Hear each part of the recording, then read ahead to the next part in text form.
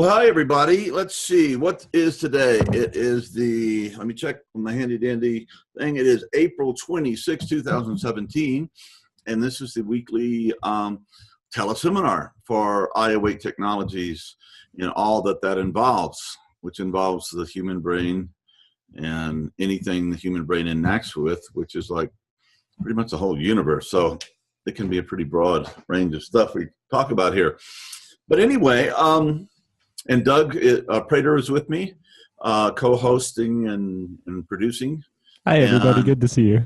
Yeah. And man, there's so much going on. My gosh.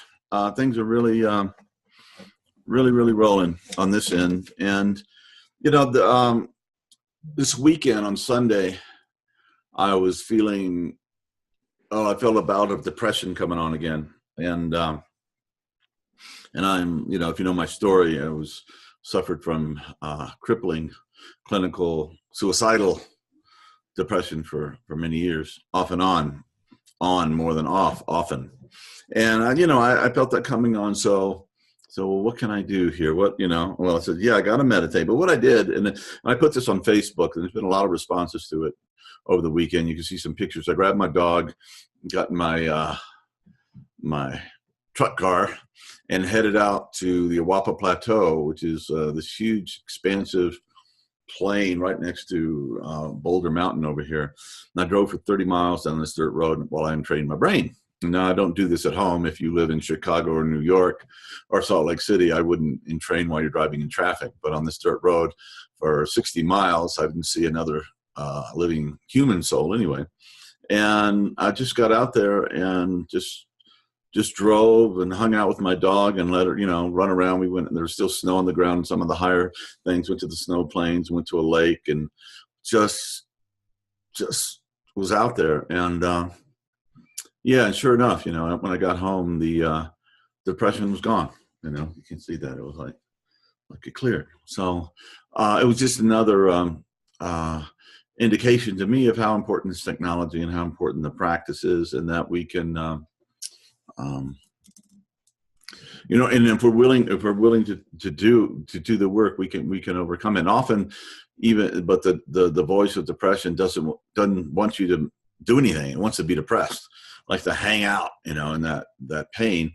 And and I think that's why it's important that we we make this technology and we make our practices part of our daily life, because when you become practice centric, then when you don't feel like it, just the disciplines of doing it all the time when you do feel okay, which is probably most of the time, thank God, still kicks in. You just do it because that's what you do. It's not like there's this big effort or this heroic thing of discipline. After a while, you just practice because you practice. You go to the gym because it's what you do, or you run or whatever it is. You play tennis or do your yoga or do your meditation. And so, and we're living in really interesting times, folks. It's nobody's, hasn't figured that out yet. I think things are really speeding up. And with a lot of us were shocked at the results of the election, and the ideas of this foreign government may have turned the election, I don't know, it's just all that darkness and stuff, and so many things that are going on now in Washington. Our government are against a lot of our values, and how do we deal with that, and so there's a lot of stress of that going on, just kind of in the collective field.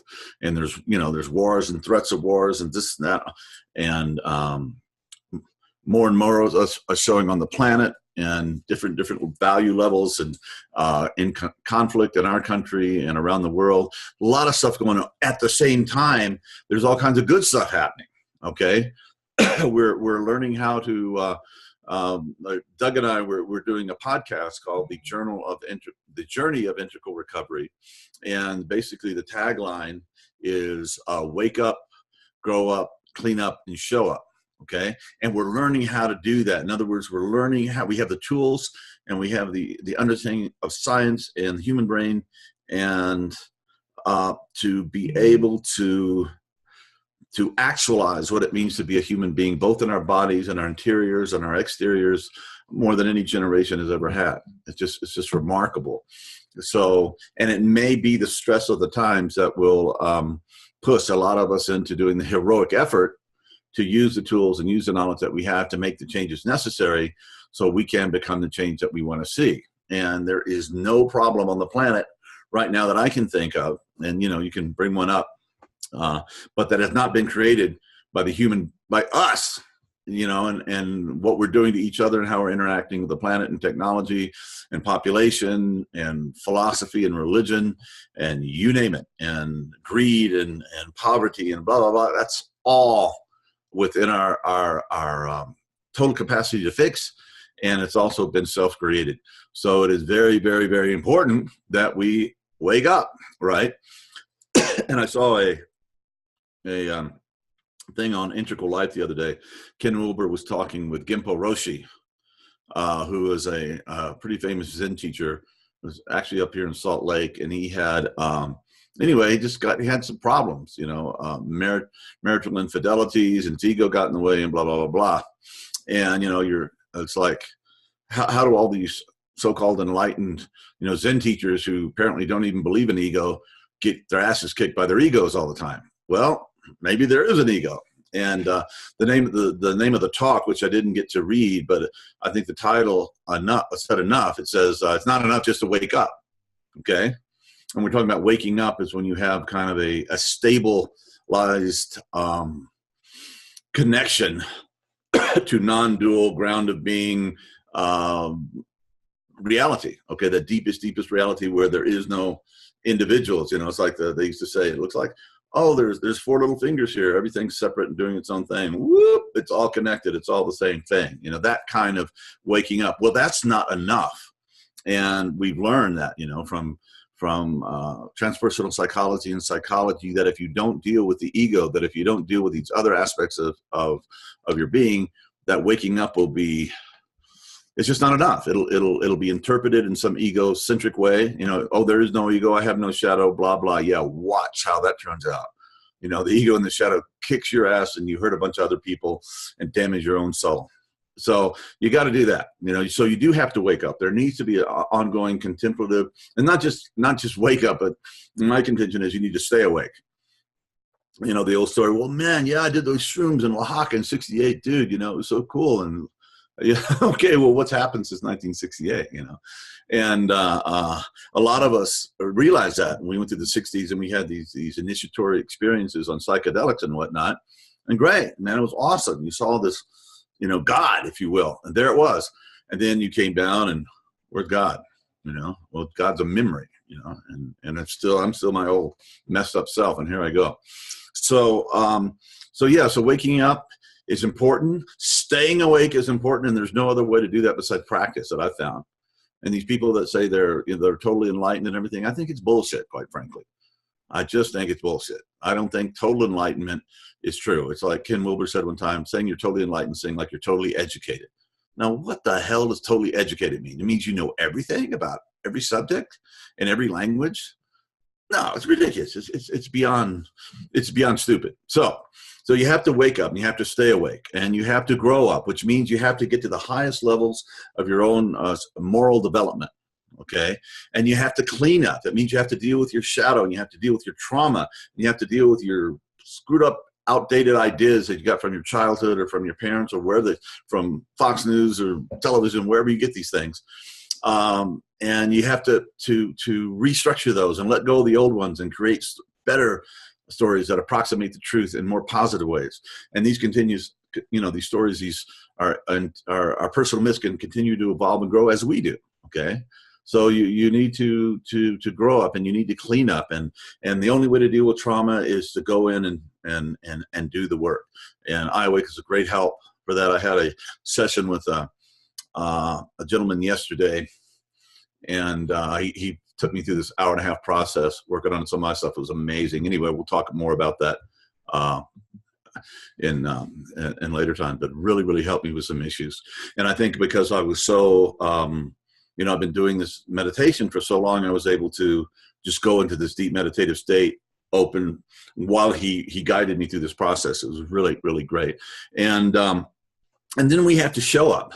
And that's really important too, because we do this work, we wake up, we clean up, we grow up to become, healthy, mature adults who've dealt with our issues. And then we have to show up. Then we have to give our lives back in service to the world. And that's what we're here to do. And none of those, any one of those four pillars or four, stands, props in which our lives rest are not there. Things become stable and the whole thing can capsize. Okay. So we really have to do that. And it's, we got to understand how to do it now. And we have great tools, and we have great maps, and we have great tons and tons of personal experience that people are sharing, and as we do this work together. So yeah, it's crazy times. There's a lot of stress. There's a lot of change. There's a lot of great good things happening. There's a lot of awful things happening. And the famous rabbi once said, "There's more good in the world than evil, but just barely." So we really have to, every little bit on the side of good, every action, every thought, every practice, every act of kindness, every act of creative, compassionate beauty tips the scales a bit.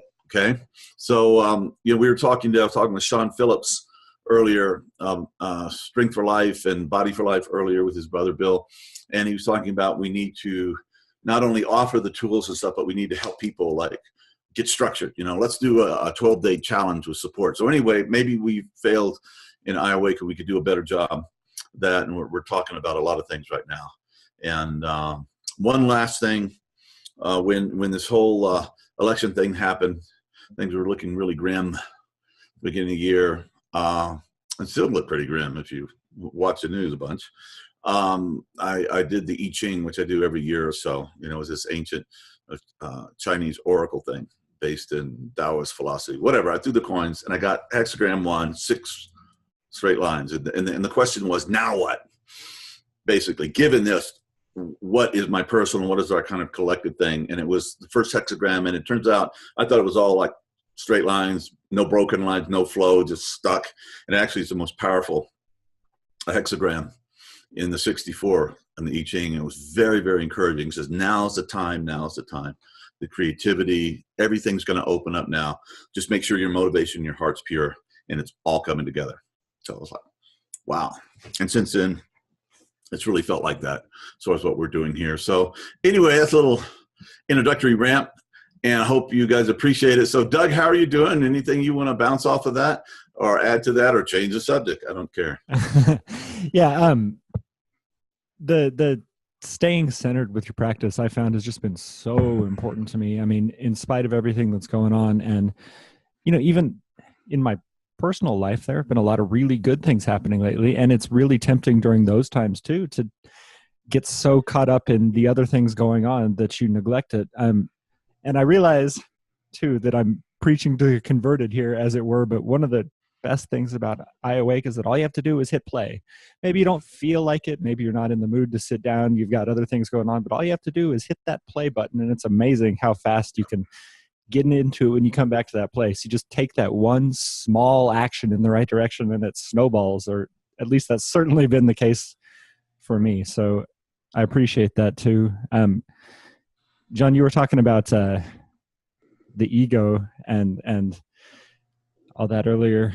And there's the trap that we have to be aware of spiritual materialism as well. And that certainly factors into that one. Meditation practice keeps you grounded there too, as long as you're showing up and doing it every day, because you can.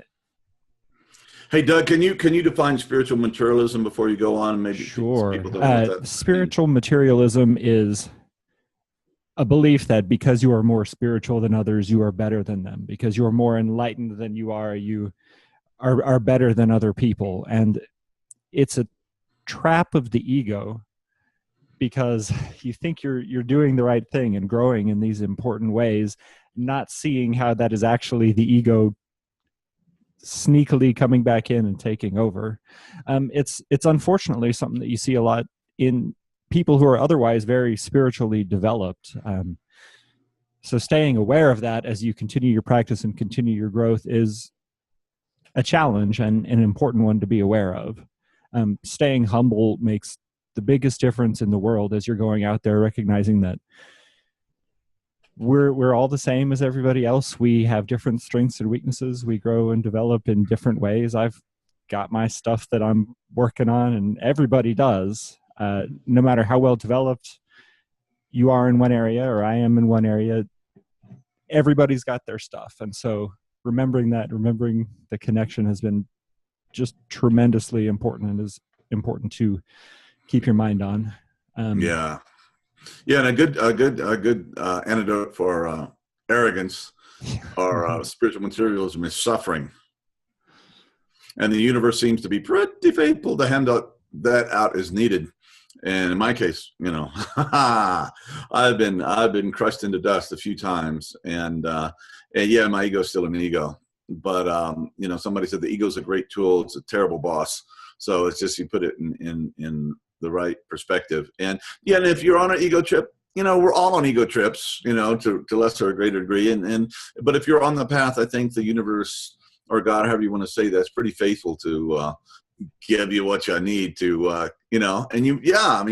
Roger Walsh says the spiritual path happens one body length at a time. So don't be afraid not to be perfect and to screw up and fall on your face, because that's how we learn. That's just the way it goes, and that's it's okay. And ego is a tool as well.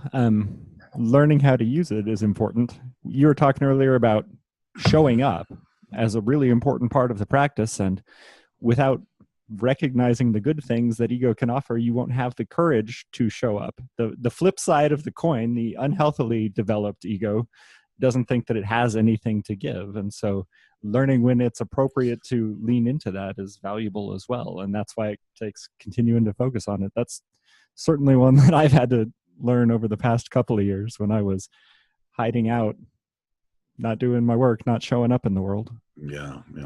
And why do I practice so much? Well, because God, I'm such a wreck if I don't, and I have to, and unfortunately it's not if you could just do iAwake once and it would all be okay, wouldn't that be nice? Or whatever, work out once and you're fit for the rest of your life. Might be kind of boring, but anyway, but it doesn't work like that. We have to keep after it, and we evolve, we age, we develop, we grow. And, ego just comes from I think it was Sullivan was his name, was the original translator of Freud into English. And Freud said, ich, he said, I. So when you talk about the ego in Freudian in German, he just goes, I, it's me, I.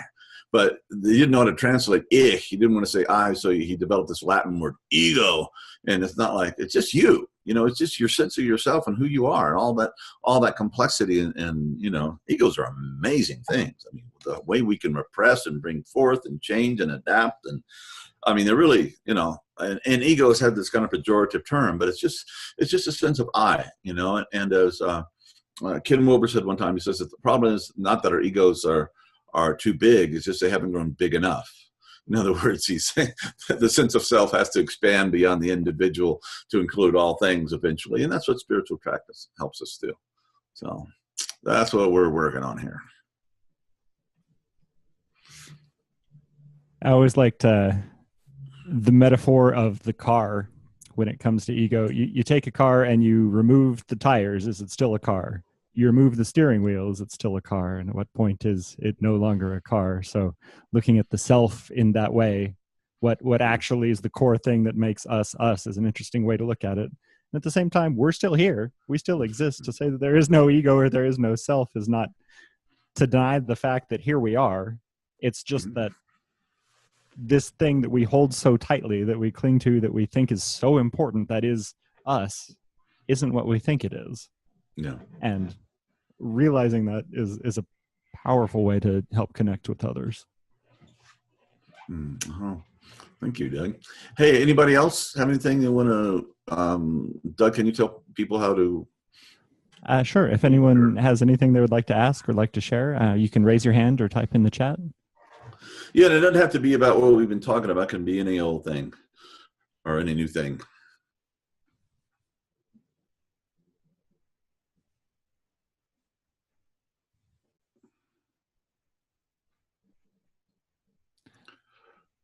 Let's see. Looks like maybe Pat, Patricia.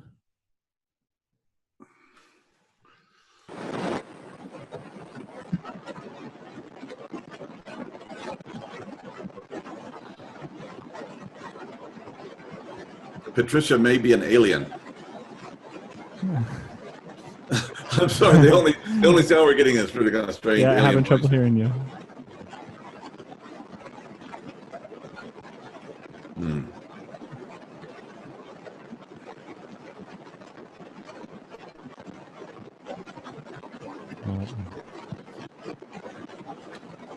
Nanu. I probably missed a lot of millennials with that one. But anyway, Robin Williams, Alien, the TV show back then, and it was his greeting. So sorry about that. Hey, say something now? No, it's not.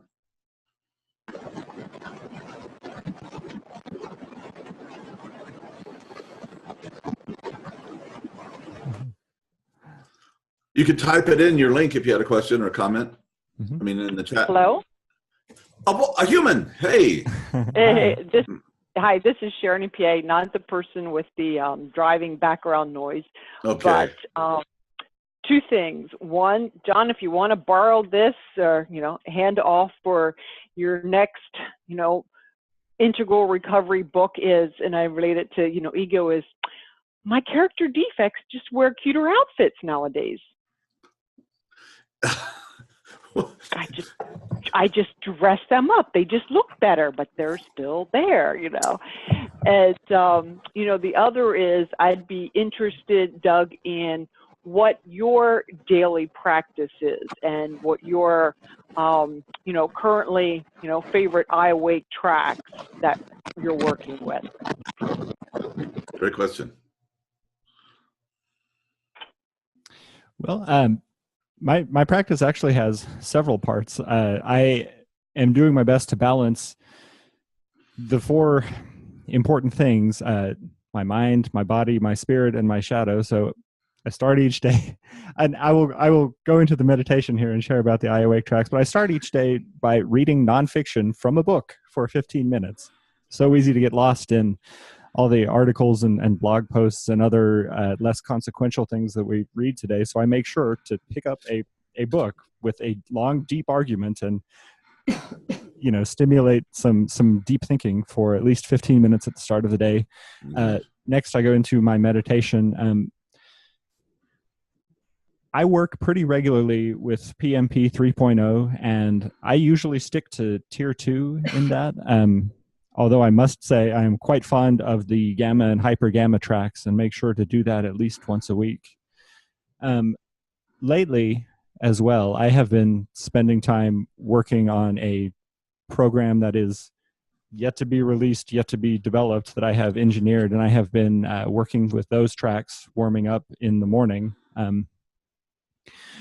which is a really good way to the specific one that I'm talking about for this upcoming program is a full spectrum kind of suite that takes you all the way down. I want to comment on that when you're done, Doug. It's amazing, but go ahead.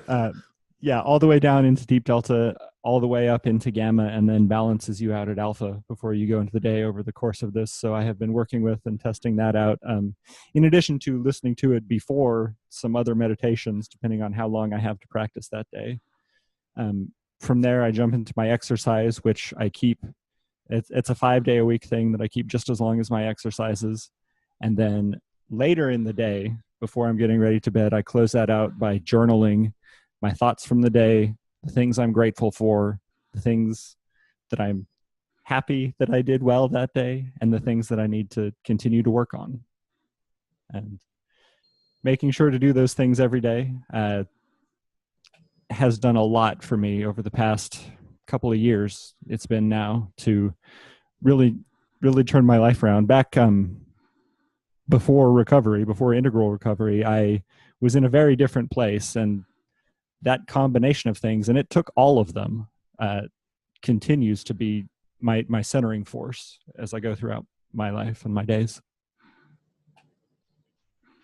Thank you. Yeah, and I just want to say a little bit, Doug has been a new addition to the iAwake team and Integral Recovery too. We're doing a podcast, which I'm talked about later, which is fantastic. You got to listen to it. We got Dr. Bob Weathers on there, and we haven't even started doing guests yet, which is we're starting to do this week. But it's just the flow and the energy that gets going there. Things emerge, and we're like, wow, that was cool. How did that happen? So, Doug is he's just a brilliant young man. And he's also creating entrainment tracks. He has a 4-year degree from Texas State in sound engineering, where I got my undergrad.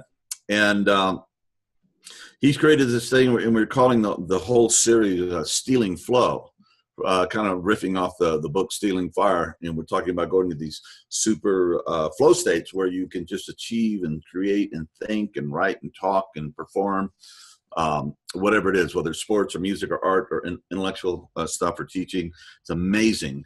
And yeah, and I've been using these, and he has this brain warm-up thing that I use every day now before I start my deeper meditation. It just he takes us through all these different brainwave states and just gets the brain. And it's not like amphetamine, you know. It's not like you're all wired. It's like you're just awake. And then when I do the deeper stuff with PMP3, or I love Lee Spoosta's Deep Delta, it just goes in. It seems like they're just newly more powerful. And I created this, this hasn't been released yet, but it's a bundle of some of our tracks, and it's called Riding the Dragon. And it's I had it a 2-hour thing because I had kind of 2 stimulating tracks to start with. Then I discovered Doug's new product, that one. So I added that, and that cut it down to an hour, 45 minutes, the whole thing. But, you know, guaranteed samadhi, basically, or your money back. Okay. And you go through the first 25 minutes with Doug's thing, and you're just, you know, just getting awake.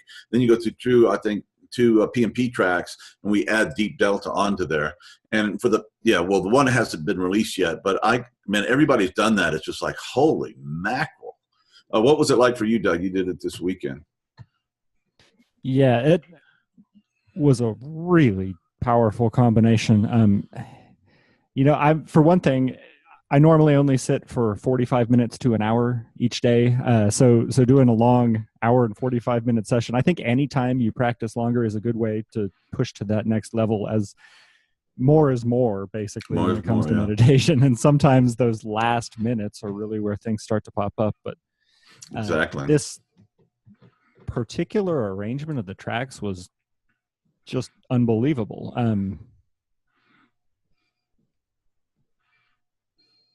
It's probably one of the deeper meditations I've had in my life. Wow. This. And I'm greatly looking forward to doing it again when I get another 2-hour block to sit down.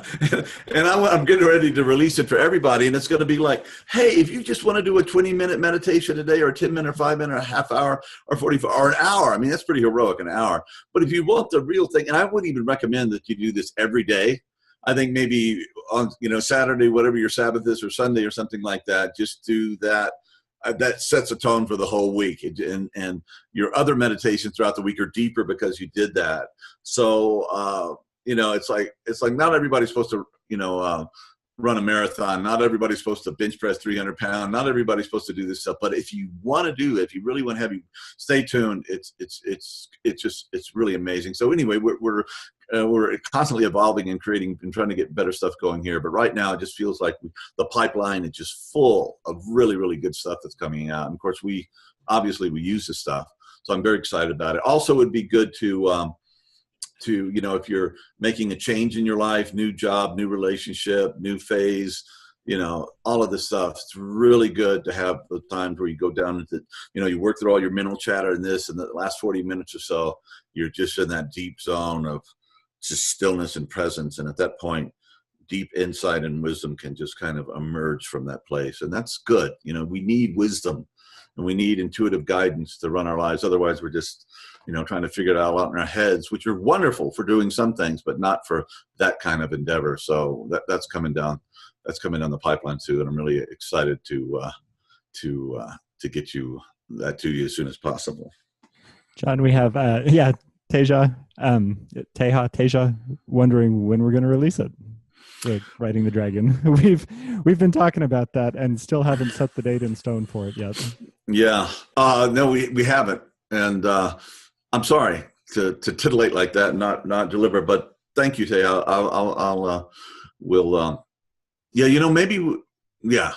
Anyway, we'll talk, Doug. Figure this out. Yeah, we're all really excited about it though, so hopefully soon.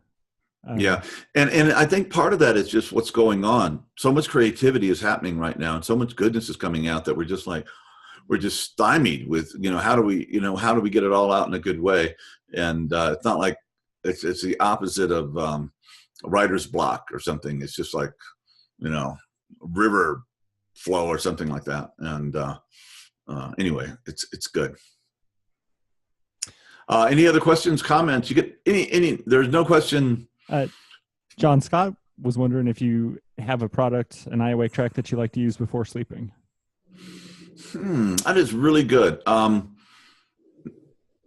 sleep pretty good. I don't really use it. Can you make some recommendations along that line, Doug? Yeah.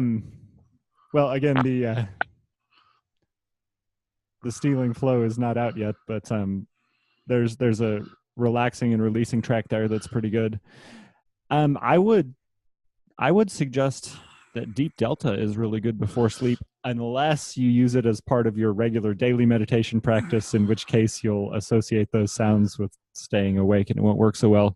Other than that, though, I really like the music of Deep Delta. I think it kind of naturally sounds like sleep. It's just a brilliant composition and good deep brainwaves. And we have one, Sleeping Heart, that Eric Thompson created years ago, and we've gotten lots of good feedback over the years. People have said, man, this has really helped. Also, I found that if I do my regular meditation in the morning, that it really helps my sleep patterns at night. So I would also recommend maybe some of my lectures on YouTube. Just listen to them. Might just take you out. Bam, Deep Delta. Anyway, no, great question. All right. Let's see. Any other? Oh, I've got one to mention here. We don't know the final release for Stealing Flow yet either, but if anybody's going to the Spirit Tech 2.0 Spiritual Technology Summit this weekend, we're going to be previewing that warm-up track during one of the morning meditations. I think Saturday morning. So if you want to hear that warm-up track, you can tune in then. Oh, you're going to do that? That's awesome. You guys be there or be like super square. Okay. Be a super square, and he's going to make you a cube. It'll be a new dimensionality. We're talking about the Riding the Dragon minute 45 thing. And something I love, Ken Wilber said one time, we're talking about all these models and everything and all this integral practice and just the whole furball, transformational furball. That's a new one. But anyway, and somebody said, well, isn't this elitist? All this stuff, these higher levels of development. He said, yeah, it really is, but it's an elitism to which everyone is invited. You are invited to be the elite version of yourself. Oh my God, that's a good story. And, and it's not just a story, it's a palpable reality, and yes, I know I'm still John Dupuy and I'm a wreck and I've got all these problems and issues, but at least I can laugh at them more now, and at least they don't control me as much as they did, so, and then on top of that, some things that come through are just amazing, like, wow, I did that. Thanks God. So that's kind of how, your poor old ego gets beaten up and softened up and eventually it just kind of relaxes into itself, and you get to laugh at yourself a lot. And as you have compassion for yourself, then hopefully the compassion for others, because you realize, we all do struggle, so, and hopefully we try to do the best we can. So anyway, yeah, it's an elitism. You're all invited to be elitist. Be your own elite self, do it. You can work on it. If you work on it, and work together. And I was thinking maybe we need to start like forming like accountability partners or practice clubs and stuff. We released iAwake over in Germany with this wonderful website called Human Trust. You go see it. It's a gorgeous site. Invite Landauer is kind of the main guy, and we just spent time with him in California, and he visited with him here before. And they have like 150 practice groups all over the German-speaking world. Offline, online. It needs to be more than just online. I think that people are talking about the post-internet economy. I asked, what the hell does that mean? Well, that's just where you realize that the internet is just a given, and you stop tripping on it so much. It's like water, the air, the land. It's just there, so we can get on with it without just becoming lost in the internet itself. But we need to have that connection, and I think having partners that hold you accountable, like if you go to the gym, you have somebody you work out with, or you have a coach that supports you and takes you through, it can be very useful. Whatever whatever you need to do to keep yourself in the game of being your elite self, as it were. Your deepest, most compassionate, happy, joyful, connected, useful, servicing the world, with your inner beauty. That's the kind of elitism we're talking about. And whatever we have to do to get us there, and especially in the early days, or maybe we go through periods where we need more support. But once you get, like I said, once you establish the practice, it's just what you do. You don't have to think about it. You don't have thoughts like, I'm such a martyr, here I go again, or whatever. You just, it's like breathing. Then you're a master. According to George Leonard, the master is the person that just stays with it. And remember, it's not just the meditation, but you need a strong body too. Interior strength, exterior strength. And those are two complex areas, obviously, but that's what it has to be. And I think Ken Wilber's good at teaching this. For every interior, there is an exterior. And those things both have to be worked on and brought together. And then you have something that you can really take to the bank that is not a pathological mess and it causes more problems than it seems to resolve. Well, the practices support each other. I do my meditation and exercise in the morning back to back. When I do the meditation first, it helps get me into a place where I can really show up and give my best to that exercise session. If you do it reverse direction, of course, you have to meditate while you're all sweaty, which is not so much fun. But exercise stimulates. Actually, I'm a happy sweater. I enjoy sweating. Exercise stimulates the production of a whole bunch of beneficial neurochemicals, especially the BDNF, brain-derived neurotropic factor, which then you sit down on the cushion and you progress in your meditation more quickly when you do it that way. So, yeah, they're both powerful. The human is meant to be integrated in that way, one complete organism, as it were. Yeah, and yoga is really good for meditation too. I don't know if you guys, that's the one area of my life I wish I did more of. But when I have done it, I do stretching and stuff before I, do strength training and stuff. But I really, and we up in our meditation room, we have this old iMac computer we put up there so we could do yoga up there. And somehow we've been traveling and we haven't got around to it. But I want to continue to do that. There was a thing by Rodney Yee, big famous yoga Gayam, I think, produced it. It was called AM Yoga. And then there was a PM Yoga too, which was a little more challenging, but I just love that. And it's a pretty simple thing. You do it for a week or so and, it's no longer painful. You kind of see yourself improving and stuff like that. And yeah, when you get sitting on the cushion, when you're doing this, it just goes, whoa, it just gets it better. So, wow. Hey, any other questions? And we had this, we have Teja said the Lee booster tracks are fantastic for before sleep. I don't know. I mean, deep delta solar infusion. I don't think that would be really good, man. That thing just like gets me rocking. And harmonic resonance. Yeah, harmonic resonance, beautiful. And with harmonic resonance, it's just 4 tracks. It's alpha, theta, delta, and epsilon, and the same drone for 15 minutes, and you can repeat, if you just like, I need to have an alpha day, you just repeat, the alpha thing for as long as you want to, or you can do them together, or you can start at theta and just do delta depending on your needs and your time restraints. So.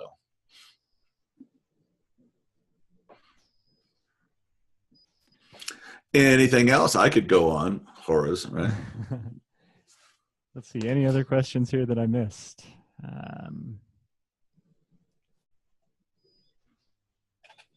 Don't see anything else in the chat. We don't see any other hands.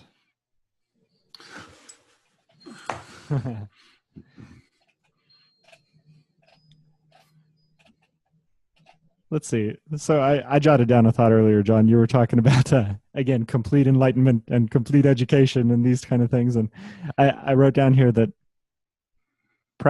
continued practice, helps those moments come more quickly, helps us get back to them more easily. So that's right. You may never be completely enlightened forever, as it were, but you can get closer and closer and stay there for longer and longer stretches. The more you can get a heaven of a lot better, on so many levels, and and sometimes it's like, well, how do you define perfection? Or perfection is maybe just exactly like you're beautiful, flawed, messed up, evolving, compassionate, weird, neurotic, whatever this thing, human being thing, maybe that's just okay, to be that. And as long as we grow in love, and that, and I would say if you were completely, if you were completely enlightened, you would be completely loving. Love, and sometimes that's missed in some of these teachers of enlightenment. They forget, what about the love? Where's the compassion? Oh yeah, that. Sorry, forgot about that. So anyway, and but were you going to say, Doug? Go ahead. Yeah, I was going to say, I went into some detail about the meditation practice that I like to do in another of our coaching calls, but adding that meta component to it at the start of my meditation has made a huge difference too, because then it's not so much in the mind. My Enneagram type, I struggle with that because I'm very close between two of them, and which one I think I am kind of changes based on what day it is. But anyway, one of them is a very kind of cerebral type, and so having a meditation practice that gets into the heart and helps me grow there has made a huge difference for me. Yeah, I think you show up for us. He's going to say a 5. I don't know. I just outed you with the 4 wing, but I think you show up for us anyway as a healthy 5. And yeah, I know you got that deep thing. And I'm a 6 with a 5 wing. So, and Pam says you have a 7 wing, but I don't think so. Or maybe I have a flapping on both sides. But I definitely kind of been informant with the 5 stuff as far as that goes. So, folks. Let's see. Listen. Any more questions, comments from human beings, aliens, whoever might want to show up? Chaos suggests that we create a compassion track. I think that's a brilliant idea. Yeah, no kidding. Hey, we were. When was this? Oh, it was last week here on this thing. We had Bob Weathers on, and he did a forgiveness meditation. And there was a lot of background noise, but if you're a meditator, you're probably used to experiencing background noise in your meditation, which is your stuff. But it was really beautiful, and forgiveness is a big freaking deal, folks, because we've all been hurt. We've all hurt others, consciously or unconsciously, and if you don't deal, it can cause scar tissue, in your soul, and things will, it'll hold you back. So, gosh, let me just give a plug to this guy. Let me raise my. Well, anyway, my Skype screen I used. His name is. Here we go. Wesley Fouquet. Okay, Wesley is Wesli, and it's Fouquet, Feuquay, Fouquet. And he took me through this process, and in my process, it was a lot about forgiveness, things that had happened in the last couple of years around my father's death and stuff like that, and really, really stuff I've been really struggling with. And it's super, super helped. And we want to also work with him to, and I have some ideas I want to share with later, Doug, about that. But it really seems to be sticking so far. I feel really like a big shift happened yesterday for me, which is, terrific. So, yeah, and compassion too. Yeah, there's so many. All of these are key points of spiritual practice and human health, and we certainly need to. If you have any ideas, if you want to share what, if you have a meditation or something you've already written or of one, let us know. We're always open to creating better stuff. So, and more good stuff. Yeah, Bob and I are hoping to re-record that forgiveness meditation this weekend. So great. Beautiful. Hopefully you guys will see a cleaner version of that someday soon without all the background noise. Yep. Hopefully you'll forgive us for all the background noise. Let's see. Yeah, Vishen does have some great forgiveness techniques. Actually, we picked out his 6-phase meditation. If any of you are familiar with that, we're going to be going through that as a group for Spirit Tech too. I actually think we're leading with that one tomorrow morning. Wow. So if you guys are going to Spirit Tech, come to the meditation tomorrow morning, and we'll all do Vishen's 6-phase meditation on the Amplifield tomorrow. Have you guys been on the Amplifield? It's such a brilliant platform for connecting with one another and sharing that kind of space. Yeah, amplifield.com. I think that's the website, right? Yeah. And and tomorrow we're going to do we're going to release, I don't know how many interviews there were.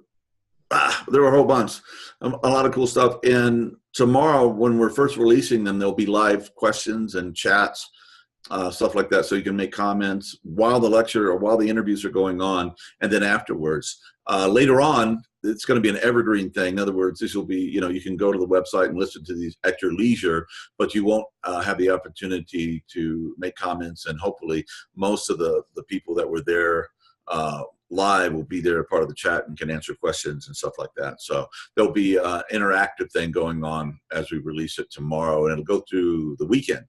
Yeah, it's a lot of stuff. So it'll be Thursday, Friday, and Saturday. And man, there's just some incredible stuff on there. Just my goodness, the world's really interesting right now.